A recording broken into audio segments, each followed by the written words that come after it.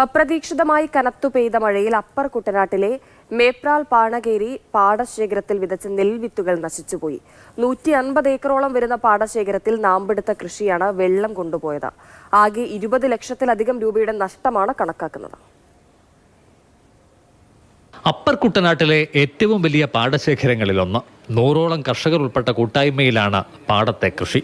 2 ആഴ്ചക്കിടെ 150 ഏക്കറോളം ഭാഗത്ത് വിത്ത് വിതച്ചു. 120 ദിവസം കൊണ്ട് വിളവെടുക്കാവുന്ന ജ്യോതിയാണ് വിതച്ചത്. പിന്നാലെ മഴ കനത്തു. ഇതോടെ വെള്ളക്കെട്ടായി.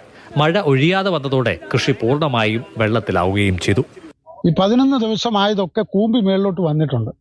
ബാക്കി വിതച്ച നെൽച്ചെടികൾ മുഴുവൻ ഈ കഴിഞ്ഞ 2 ദിവസത്തെ ഭയങ്കരമായ മഴയിൽ അതെല്ലാം ചെളിയിൽ താണിരിക്കുക.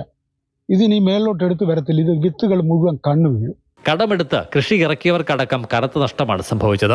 ഇക്കുറി തീർത്തും അപ്രതീക്ഷിതമായാണ് നവംബർ പാതി പിന്നിട്ടപ്പോൾ മഴ കനത്തത്. ഏകദേശം 2 മാസത്തോളമായി ഞങ്ങളുടെ മോട്ടർ തന്നെ ഈ പാടത്ത് ഓൺ ചെയ്തിട്ട് 2 മാസമായിട്ട് വെള്ളം പറ്റുന്നില്ല. ഈ പാടശേഖരത്തിന് ചുറ്റുപാടുമുള്ള തോടുകൾ ഓളകൾ ഒന്നും നീക്കം ചെയ്യാത്തത് കൊണ്ട് വെള്ളം കൃത്യസമയത്ത് പറ്റിക്കുന്നതിനോ യഥാസമയം കൃഷി ഇറക്കുന്നതിനോ ഞങ്ങൾക്ക് സാധിക്കാതെ വരുന്നു. പെരിങ്ങരയിൽ കൃഷി ഓഫീസർ ഇല്ലാത്തതും കർഷകരെ ദുരിതത്തിലാക്കുന്നുണ്ട്. മാതൃഭൂമി ന്യൂസ്, പത്തനംതിട്ട.